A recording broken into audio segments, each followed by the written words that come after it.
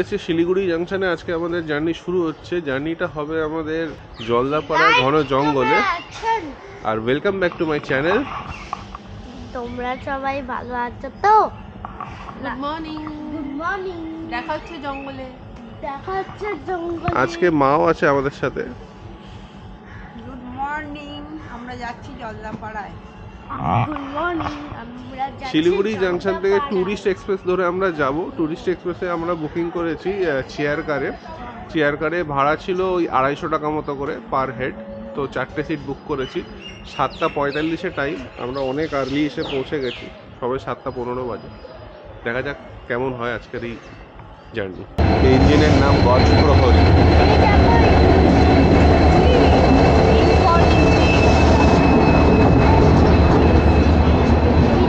45, 46, 47, 48। আগে হ্যাঁ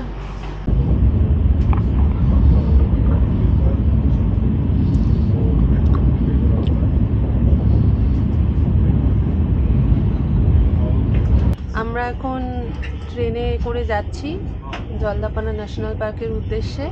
আমরা ট্যুরিস্ট এক্সপ্রেসে উঠেছি। ট্রেনটার টাইম ছিল 7:45-এ। আমরা শিলিগুড়ি জাংশন থেকে উঠেছি। তোমরা শিলিগুড়ি জাংশন থেকেও উঠতে পারো অথবা এনজেপি থেকেও উঠতে পারো। এনজেপিতে টাইমিংটা কত? এনজেপিতে আরেকটু আগে টাইমিংটা 7:20-তে। তো আমরা শিলিগুড়ি জাংশন থেকে 7:45-এ উঠেছি। আর এই ট্রেনটা থেকে আমরা নামবো মাদারিহাট স্টেশনে। ওখানে গিয়ে এটা 11:15 পৌঁছানোর কথা। আশা করি এখন অবধি টাইমেই যাচ্ছে, সেই টাইমেই পৌঁছাবো। তারপরে ওখান থেকে আমরা একটা গাড়ি বুক করব। সেই গাড়ি বুক করে আমরা একেবারে চলে যাব হলংয়ের সামনে। তো খুবই ভাল লাগছে। সঙ্গে থেকো, আরো সুন্দর সুন্দর দৃশ্য আমাদের সঙ্গে উপভোগ করতে করতে যেও। মাদারিহাট রেলওয়ে স্টেশনটা শিলিগুড়ি জাংশন থেকে মাত্র 118 কিলোমিটার দূরে অবস্থিত। আর এটাই হচ্ছে সবথেকে কাছের রেলওয়ে স্টেশন জলদাপাড়া ন্যাশনাল পার্কের। জলদাপাড়া ন্যাশনাল পার্ক শিলিগুড়ি থেকে বাই কারেও যাওয়া যায়, সেটাতে সময় লাগে নিয়ার অ্যাবাউট 3 ঘন্টা। ট্রেনেও একই সময় লাগে। ট্রেনটা একটু ঘুরপথে যায়, পাহাড় নদীর মাঝখানে বুক চিরতে চিরতে, সুন্দর প্রকৃতির বুক চিরতে চিরতে। তো মাদারিহাট পৌঁছাতে আমাদের সময় লেগেছিল 3 ঘন্টার কাছাকাছি। আমরা এখন ট্রেন থেকে নেমে পড়লাম মাদারিহাটে। আর এখন আমরা চলেছি হলংয়ের জন্য গাড়ি ধরার উদ্দেশ্যে। তো গাড়ি ধরার যে স্ট্যান্ডটা সেটা স্টেশন থেকে একটুখানি দূরে। তো আমরা আগে ভেবেছিলাম হেঁটেই যাব, জানতাম না সেখানে নেমে দেখলাম স্ট্যান্ড রয়েছে। তো সেখান থেকে টোটো ধরে আমরা এখন যাচ্ছি গাড়ি স্ট্যান্ডে, যেখান থেকে গাড়ি বুক করে আমরা যাবো হলং। তো যাচ্ছি। আর চলো, যে টোটোতে করে আসছিলাম ওই টোটোর যে ড্রাইভার উনি ঠিক করে দিলেন, ওনার চেনা জানা আছেন, ওনার দাদা হয়। তো সেই গাড়িতে করে আমরা এখন চলেছি হলং বাংলার উদ্দেশ্যে। আমাদের এখানে আপ ডাউন মিলে মানে আমরা এখন যাব, তারপর আমাদেরকে উনি ছেড়ে দিয়ে আবার চলে আসবেন। তারপর কালকে আমরা যখন চেক আউট করবো উনি আবার আমাদেরকে পিক আপ করে এখানে ছেড়ে দেবেন। আমাদের পড়ছে 1100 টাকা পড়ছে। তো আপনারা সেরমভাবে এখানে বার্গেনিং করে নিতে পারেন।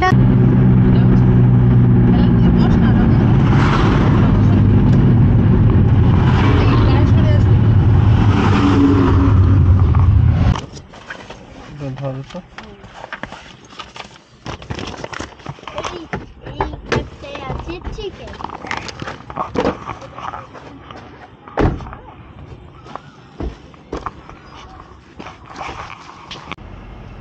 এই গেটে যেটা হয়েছিল সেটা হচ্ছে আমাদের গাড়ি আগে দাঁড়ালো। সেই গাড়ি থেকে নেমে আমি যেটা করলাম সেটা হচ্ছে আমি যে বুকিং করেছিলাম অনলাইন, সে অনলাইন বুকিংয়ের যে ডিটেলসটা তার প্রিন্ট আউট আমি নিয়ে গেছিলাম, সেটা ওই অফিসারকে দেখালাম।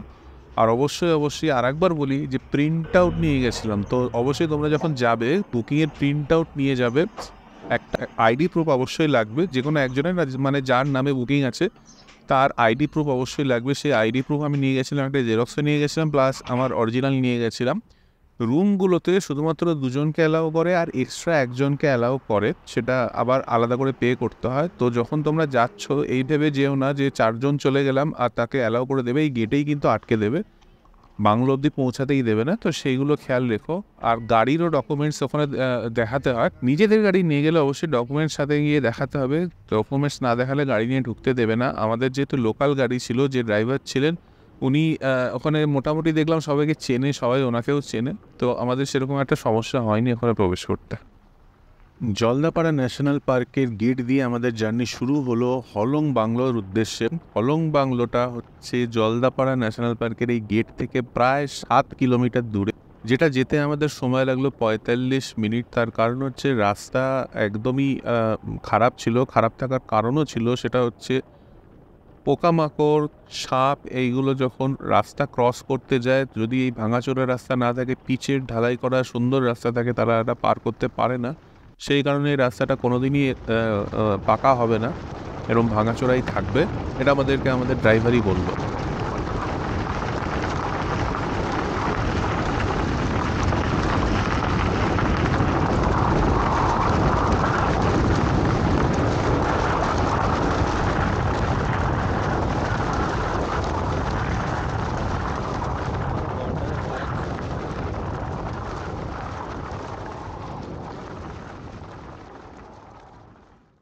আমরা কাতর দৃষ্টিতে গাড়ির জানলা দিয়ে বাইরে চেয়ে রইলাম, এই আশায় যে যদি কোনো বন্যপ্রাণী বেরিয়ে এসে আমাদের একটু দেখা দেয়। কিন্তু দুর্ভাগ্য, কিছু ময়ূর আর কিছু পাখি ছাড়া এমন কোনো আর বন্য পশু আমরা দেখতে পারলাম না। কিন্তু তবুও এই চারিদিকে প্রাকৃতিক সৌন্দর্য উপভোগ করতে করতে আমরা এগিয়ে চললাম হলং বাংলোর দিকে, আর অভিজ্ঞতা করলাম এক অপরূপ সৌন্দর্যের।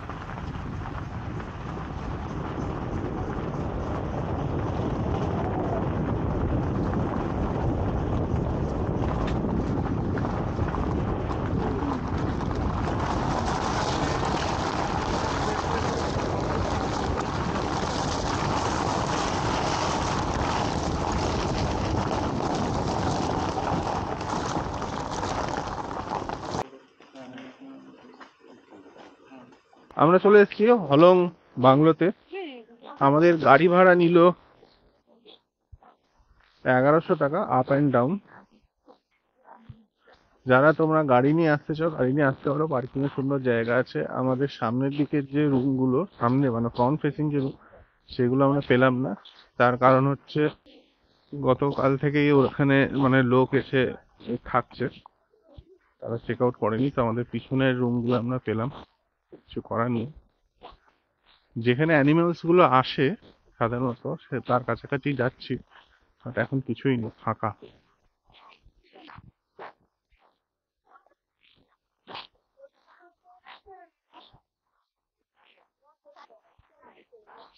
এটা হচ্ছে আমাদের বাংলোটা।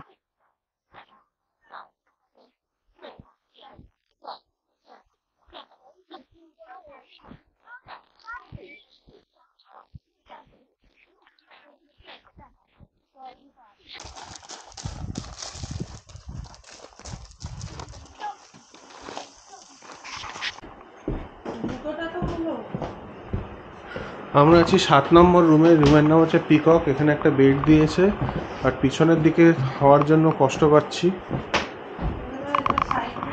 এটা আমাদের টয়লেট, বাথরুম, আর অনেক বড়। একটা এখানে আলমারি আছে কাঠের, যার মধ্যে 2টো ব্ল্যাঙ্কেট আছে। এক্সট্রা পার্সনের জন্য, বাচ্চাদের হলে অসুবিধা নেই, 5 বছরের মধ্যে যদি বাচ্চা হয় তাহলে তার জন্য কোনো এক্সট্রা চার্জ দিতে না হয়। 3 জন অ্যাডাল্ট যদি থাকে, এক্সট্রা পার্সনের জন্য 1500 টাকা।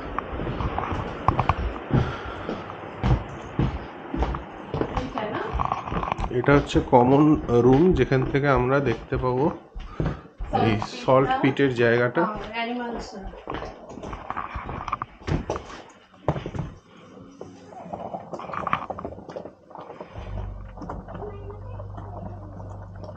এখনো পর্যন্ত সল্ট দিয়ে যায়নি, তো অ্যানিমালসও কিছু দেখা যাচ্ছে না। যখন দিয়ে যাবে তখনই দেখতে পাবো, অ্যানিমালস আসা শুরু করবে। যদি এখানে যদি ঘন্টার পর ঘন্টা বসে থাকা যায়, অ্যানিমালসের দেখা একদম ফর শিওর। মনের মতো রুমটা পেলাম না বলে একটু কষ্ট লাগছে, মানে যেই রুম থেকে ডিরেক্টলি সল্ট পিটটা অ্যানিমালসের ভিউটা পাওয়া যেত, বাট ওটা সত্যিই লাকের ব্যাপার। এখানে যে বুকিং পেয়েছি এটাও লাকের ব্যাপার। তো এসে যাই হোক, যাই পেয়েছি তাতেই খুব ভালো লাগছে। এখন জাস্ট ওয়েট করছি কখন তেনাদের দেখা পাবো, তেনাদের মানে আমাদের সব বন্য প্রাণীদের। তো যখন দেখবো আমাদের সঙ্গে দেখবে, অবশ্যই তোমাদের ভালো লাগবে আশা করছি। হলো বাংলোর কিছু রুলস অ্যান্ড রেগুলেশনস আছে, যেমন হলো এখানে পুরোপুরি ক্যাশে কাজ হবে। ক্যাশ মানে হচ্ছে এখানে এসে আমরা বুকিং করেছিলাম অনলাইন, সেটা 4,000 টাকা নিয়েছিল, ওটার 12% জিএসটি, সেটার ক্যাশ পেমেন্টটা এখানে নিচে করতে হবে। খাবারের যেখানে প্যাকেজ আছে সেটা এরা শুধুমাত্র dinner and breakfast and evening snacks দেয়, তো সেটার প্যাকেজ পার হেড 600 টাকা। তার সাথে আমরা আজকে যেহেতু লাঞ্চ করব, সেই লাঞ্চেরটা অ্যাড হয়েছে, সেটা আরও 300 টাকা করে পার হেড, তো 900 টাকা করে আমাদের লাঞ্চের পার হেড হয়েছে। ময়ূরের আওয়াজ পাওয়া যাচ্ছে মাঝে মাঝে। আর এইটা পে করতে হবে সম্পূর্ণ ক্যাশে। গাড়ি বাবদ এখানে 480 টাকা নিল, আর পার হেড এক্সট্রা পার্সনের জন্য একটা রুমে এক্সট্রা পার্সনের জন্য পার হেড 1500 টাকা এক্সট্রা নিল। একটার সময় এরা এখানে লাঞ্চ দেবে, কারণ যারা এখানে কাজ করে গ্রাম থেকে আসে, তো এদের শিফটিং ডিউটি বলে কিছু নেই, সারাদিন একই লোক কাজ করে, তো মাঝখানে এরা গ্রামে কিছুক্ষণের জন্য চলে যায়, তো একটার সময় এরা লাঞ্চ দিয়ে আমাদের খাইয়ে দাইয়ে ওরা চলে যাবে গ্রামে, আবার বিকেলবেলা আসবে। অনলাইনে 4,000 টাকা পে করার পরে আর কি খরচা আমাদের হয়েছিল সেটা এই বিল দেখলে পরিষ্কার বুঝতে পেরে যাবে। আমাদের বাঁদিকে যে বিলটা আছে সেটা হচ্ছে ইভিনিং স্ন্যাক্স, ডিনার আর ব্রেকফাস্টের 600 টাকা করে পার হেড ছিল, 1800 টাকা তিনজনের জন্য। এন্ট্রি ফি যেটা আছে 200 টাকা দুজনের জন্য, যেটা দেখাচ্ছে সেটা অ্যাকচুয়ালি ড্রাইভারের এন্ট্রি ফি। যেহেতু ড্রাইভার দুবার এন্ট্রি নিয়েছিল, তো সেই কারণে 400 দেখানো হয়েছে। 480 টাকা যেটা হচ্ছে সেটা যে কার পার্কিংয়ের ফি, গাড়ি যদি ভিতরে ঢোকে ওটা তাহলে ফুল চার্জ নেওয়া হয় একদিনে, সেজন্য 480 টাকা নেওয়া হচ্ছে। 1110 টাকা যেটা ছিল সেটা ফুড বিল। সেই ফুড বিলটার ডান দিকে দেখা যাচ্ছে, সেটা হচ্ছে আমরা লাঞ্চ নিয়েছিলাম যেদিনকে এসে পৌঁছেছিলাম, তো লাঞ্চের জন্য 300 টাকা করে পার হেড ছিল। একটা ফিশ ফ্রাই নেওয়া হয়েছিল টুকুর জন্য এক্সট্রা, তো সেই ফিশ ফ্রাই 150 টাকা। আর পরের দিন যখন ব্রেকফাস্ট করেছিলাম 4 পিস ব্রেড আমরা নিয়েছিলাম, যেটা 15 টাকা পার পিস হিসাবে নেওয়া হয়েছিল। তারপর যদি আবার লেফট সাইডে দেখো তাহলে টোটাল হয় 3,780 টাকা, সেইখানে আরও 480 টাকা জুড়ে গেছে। সেই 480 টাকা হচ্ছে জিএসটি অ্যামাউন্ট, মানে অনলাইন যে পেমেন্টটা করেছিলাম 4,000 টাকা, তার 12% জিএসটি লাগানো হয়েছে 480 টাকা, তো টোটাল 4,270 টাকা পে করতে হয়েছিল পুরোপুরি ক্যাশে।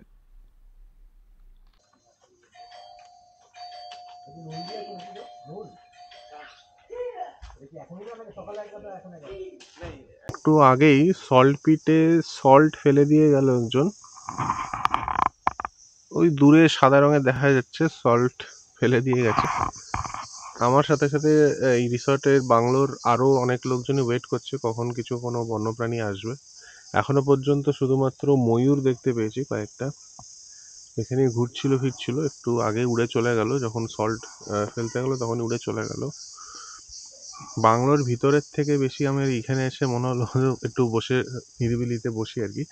চারিদিকে ঝিঝি পোকার আর বিভিন্ন রকম পোকার আওয়াজ আসছে, ময়ূরগুলো মাঝে মাঝে ডেকে উঠছে, একবার ডান দিক থেকে আর বাঁ দিক থেকে, আর পুরো নির্ঝুম দারুণ পরিবেশ, কোনো গাড়ি ঘোড়ার কোলাহল নেই, কিচ্ছু নেই, একদম অসাধারণ লাগছে। একটা জঙ্গলের ভিতরে যে এই অনুভূতিটা জঙ্গলে এসে যদি না অনুভব করো তাহলে আর কোথাও অনুভব করা সম্ভব না, দারুণ লাগছে।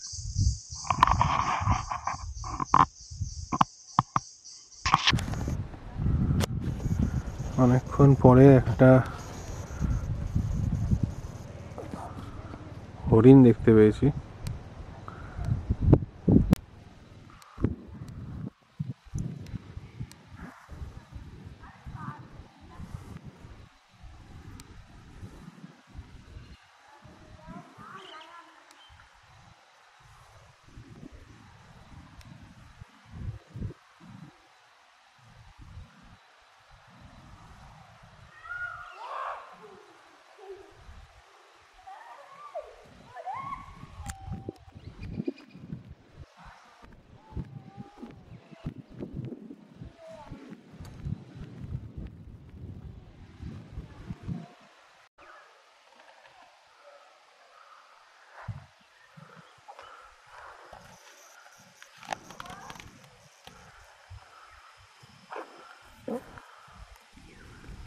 ঈশান, এই যে বাইশান আছে বাইশান।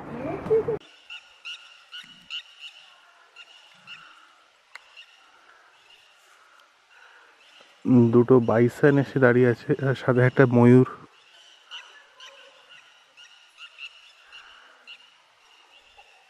দূরে অনেক কটা মাঙ্কিজ আস্তে আস্তে এগিয়ে আসছে বাইসনগুলোর দিকে। এই কিছু অ্যাকশন যদি হয়। ময়ূরটাও সুন্দর হেঁটে হেঁটে যাচ্ছে। মাঙ্কিগুলো বেশ স্পিডে আসছে বাইসনের দিকে।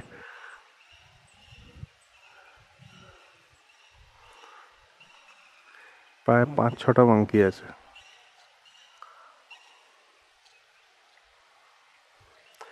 মোটামুটি সবাই নুন চাটতেই আসছে যা মনে হচ্ছে। বাইসনগুলো সামনে দাঁড়িয়ে থাকার জন্য হয়তো বাঁদরগুলো সামনে আসতে একটু ভয় পাচ্ছে, বাট দূরে গিয়ে ওয়েট করছে। বাইসনগুলো সরলে হয়তো ওরাও একটু নুন খাবে।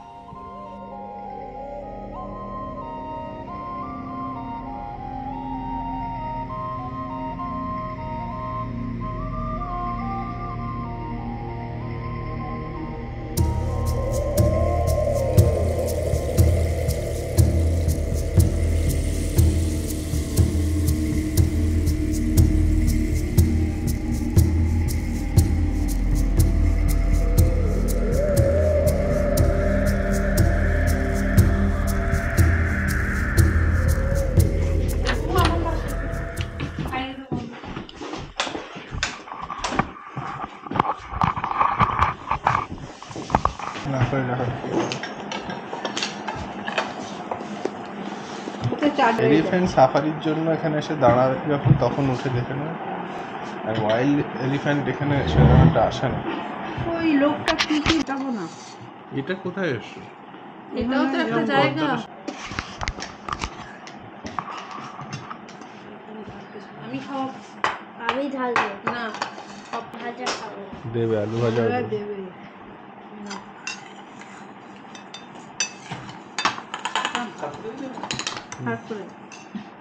একটু থালাটা দাও, থালাটা একটু যাবো। ওকে, এবার ডাল খাবে, ফিশ খাবে, আলু ভাজা খাবে। ওকে, এটা তো সস আর কেউ নেবে? সস নেবে? না না, তুমি খাবারটা ঠিকঠাকই আছে, খাবার ঠিক খুব ভালো বলবো না, খুব খারাপও বলবো না। হ্যাঁ, খাওয়ার মতো খাওয়ার বাড়ির রান্নার মতো কিন্তু থাকে।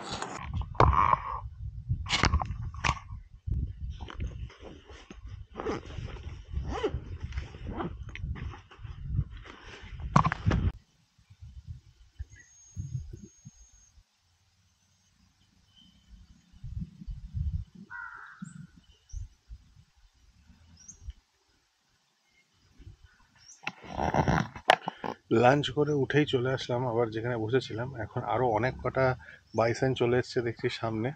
মাঝে মাঝে এমনভাবে দেখাচ্ছে, দেখে মনে হচ্ছে যেন আর এই মানুষগুলো চলে এসছে মুখের সামনে। শান্তিতে খেতেও দেবে না, নুন চাটতেও দেবে না। জলদাপাড়া ন্যাশনাল ফরেস্টে যদি তোমরা সাফারি করতে আসো তাহলে এখানে একটা পয়েন্ট ভিজিটের জন্য নিয়ে আসে, সাফারি থেকে নিয়ে আসে ফর 5 to 10 মিনিটসের জন্য। আমি এখানে অনেকক্ষণ ধরে বসেছিলাম এই বেঞ্চে, হঠাৎ করে দেখি অনেক কটা সাফারি মানে বাইরে থেকে কিছু সাফারির লোক আসলো, এসে এখানে অনেক ভিডিওগ্রাফি ফটোগ্রাফি করে আবার চলে গেল, বাট 5 to 10 মিনিটস অনলি। তো আমরা অনেকক্ষণ ধরে বাইসেন্সগুলোকে বসে দেখছিলাম। এখন ওরা ভিতরে জঙ্গলের ওই ভিতরটায় গিয়ে রেস্ট নিচ্ছে, আর আমি রোদের মধ্যে একা একা ঘুরে বেড়াচ্ছি। হলং বাংলোর একটা বুকিংয়ের ট্রিক তোমাদেরকে বলে রাখি।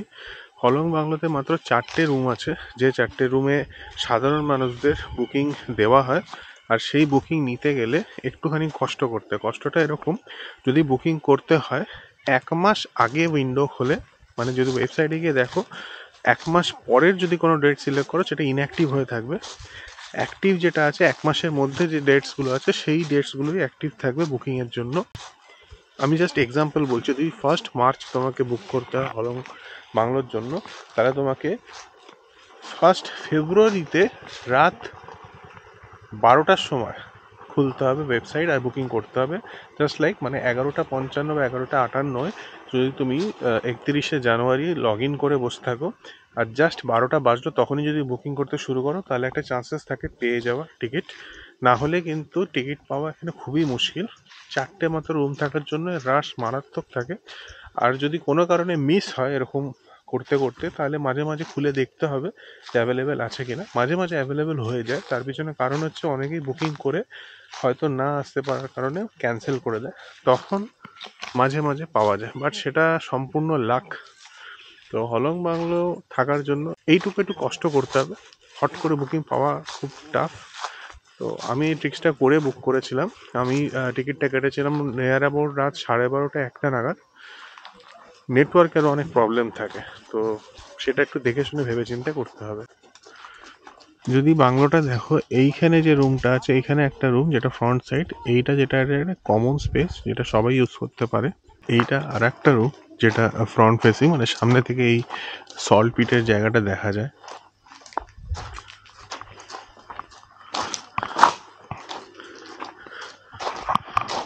এটা হচ্ছে এন্ট্রান্স। এটা হচ্ছে উপরে যে আর একটা রুম দেখা যাচ্ছে, এই রুমগুলো সবসময় দেখি বন্ধই থাকে। হতে পারে ওটা ফর সরকারি স্পেশাল গেস্টদের জন্য হয়তো শুধুমাত্র খোলা হয়, নাহলে ওটা সাধারণত বন্ধই থাকে। শুধু 4টে ঘরই আছে। আমরা যে ঘরটায় আছি সেটা হচ্ছে এই ঘরটা, মানে পিছনের দিকের ঘরটা। ওর পাশে আর একটা ঘর আছে পিছনে। তো পিছনে 2টো ঘর, সামনের দিকে 2টো ঘর।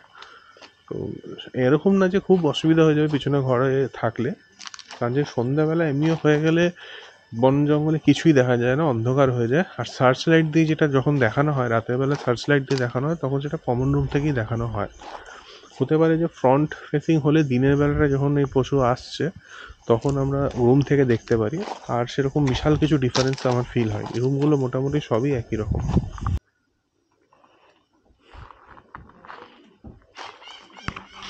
বাংলোটার চারপাশ থেকেই যেটা দেখা যাচ্ছে সেটা হচ্ছে একটা ইলেকট্রিক ওয়্যার দিয়ে পুরো ঘোরানো বাউন্ডারি করা আছে। এই ইলেকট্রিক ওয়্যারগুলো হচ্ছে সব ডিসি কারেন্ট, সোলার এনার্জি দিয়ে ব্যাটারি চার্জ করে তার মধ্যে দিয়ে ইলেকট্রিক দেওয়া হয়, তার থ্রু দিয়ে আর কি, তারের থ্রু দিয়ে। যখনই রাত হবে তখন যেটা হবে সেটা হচ্ছে ইলেকট্রিকগুলো কমে যাবে, মানে একটা টাইমের ইলেকট্রিক আর থাকবে না সোলার পাওয়ার না থাকার জন্য। তো সেই কারণে এখানে রাতের বেলা বাইরে প্রেমাইসিসে বেরোনোর নিষেধ আছে। দিনের বেলাতে অসুবিধা হবে না, কারণ যেহেতু পুরো ঘেরা আছে, বাট রাতের বেলাতে প্রেমাইসিসে ঘোরা মানা আছে।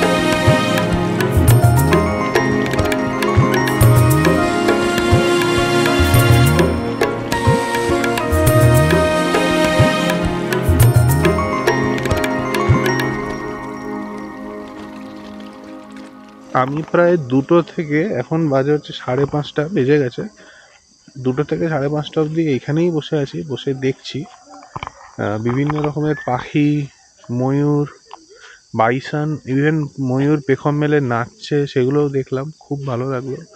পাখির কিচিরমিচির আওয়াজ কন্টিনিউয়াসলি, কিছুক্ষণ অন্তর অন্তর ময়ূরের আওয়াজ, অসাধারণ লাগছে। বাঁদরের খেলা, মানে নিজেদের মধ্যে বাঁদরামি করছে, সেগুলো সব দেখলাম, দারুণ লাগছিল।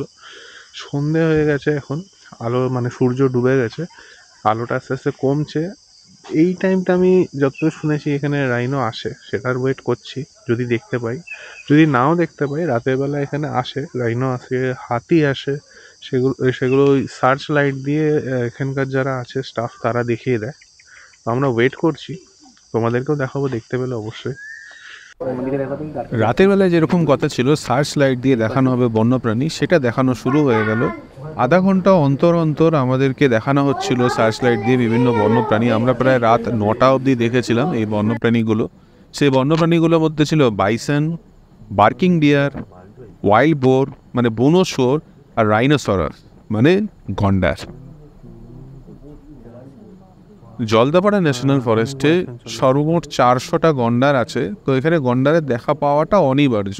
হতে পারে সকালে দেখা না পেলেও রাতের বেলা এই সার্চ লাইট দিয়ে একদম খুব সহজেই গন্ডার দেখা পাওয়া যায়। আমরা যখন দাঁড়িয়েছিলাম তখন সর্বমোট 5টা গন্ডার আমাদের সামনে এসছিল, আর ওরা ঘুরে বেড়াচ্ছিল, খাচ্ছিল, ওই নুন চাটছিল। দেখছিলাম তাদের আয়তন যে এত বড় বড় হয়, সামনে থেকে না দেখলে তোমাদেরকে বোঝানো যাবে না। সার্চ লাইট দিয়ে যেটুকুনি আমি দেখতে পেয়েছি সেটুকুই ক্যামেরাবন্দি করে তোমাদের সামনে তুলে ধরলাম। পিছনে দেখো কত বার্কিং ডিয়ার, ওই দেখো না স্পটেড ডিয়ার, হ্যাঁ হ্যাঁ চিতলহরি চলে এসছে। স্পটেড ডিয়ার বাবা, এটা একদম সামনে দেখো, জল খেতে এসছে মনে হচ্ছে। ওয়াও ফ্যান্টাস্টিক, কত বড় সাইজ।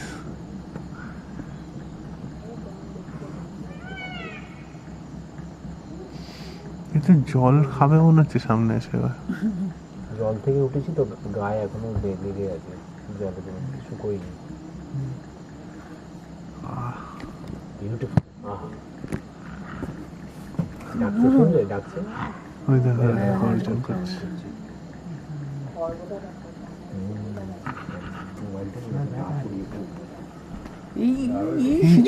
চলে এসছে, উঠে দাঁড়াতে হবে একটু, এই চলে এসছে।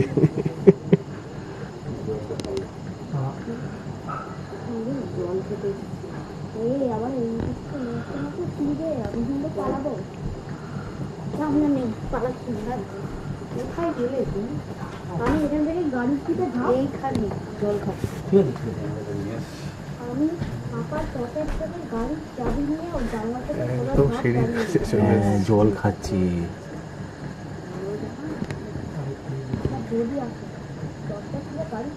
এই ছবি ভালো আসবে, হ্যাঁ ভিডিওই তুলতে হবে। ভিডিও হলে ভালো আসবে না, তাও একটু ভিডিও হলে বেটার আসছে, মোবাইলেই আসছে।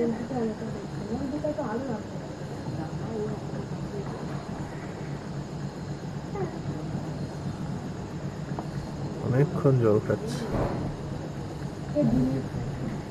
কি করছি কে জানে। দৌড়চ্ছে তারা খেয়েছে নাকি? এখন অ্যানিমালস ভরে গেছে এই জায়গাটা, হ্যাঁ অ্যানিমালস ভরে গেছে। যাচ্ছে না কেন, একদম ডান দিকে যাচ্ছে না কেন? ও তো একদম ডান দিক থেকে ফ্ল্যাশ মারছে, অতটা হেঁটে হেঁটে এলো। বড় সাইজ। ওই যে আরেকটা আস্তে আস্তে ওই জল থেকে উঠেছে বলে জল আর ইয়েটা মিশে ওই এই এই লাইটটা সরে গেল। এটা কি ছিল? ওই যে ওই দূরে আরেক কতগুলো আছে? 1 2 3 4 5টা। ও আচ্ছা, খড়গ থাকলে মেল না, মুখের আকারটা দেখে বুঝলো না। ও কতগুলো? তোলা যাচ্ছে না মোবাইল। 5টা, হ্যাঁ 5টা রাইনো। একটা দুটো, লাইটটা তো মুভ করলে ভালো হয়। হ্যাঁ ঠান্ডা তো আছে। ফ্যান্টাস্টিক। দাঁড়িয়ে মনে হচ্ছে পোজ দিচ্ছে। ওর বিরক্ত লাগছে আলোতে।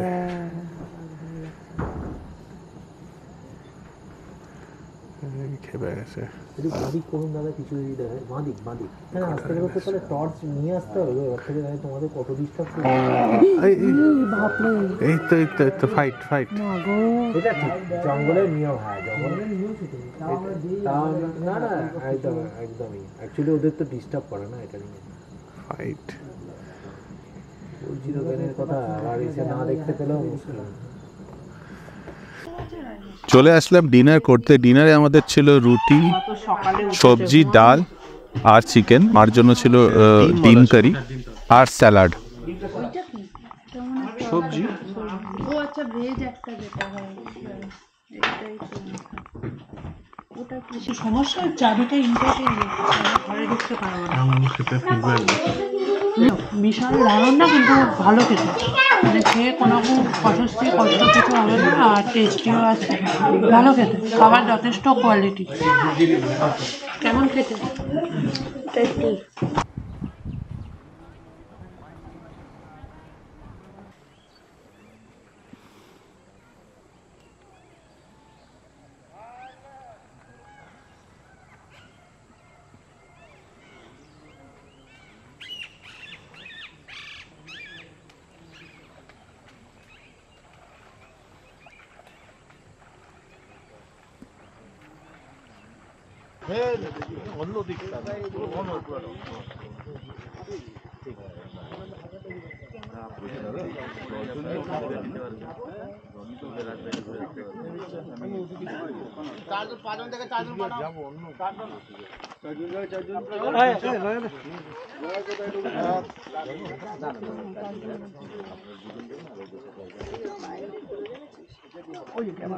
এইদিকে এইদিকে